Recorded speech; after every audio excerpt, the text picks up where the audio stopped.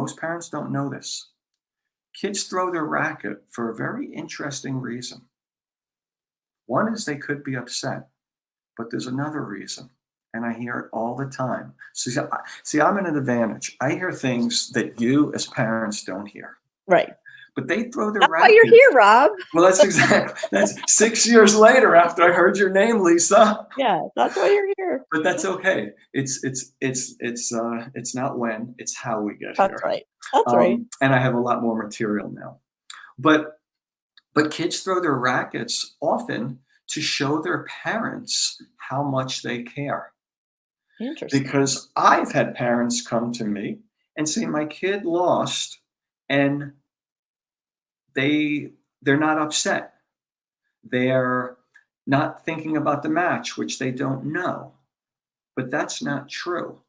Oftentimes they're throwing the racket, number one, as a release.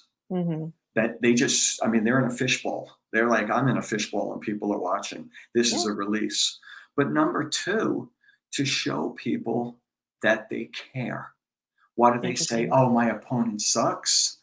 To show people, I'm not going to give the opponent respect. I'm not going to give the opponent the due that they really deserve. So the throwing the racket isn't the problem. The self-talk isn't the problem. It's kind of, in a way, what's behind it that needs to be explored. And one question I do ask kids is, when they're talking to themselves and saying, I suck, I can't believe it, how did I do this, I'm the pits of the earth.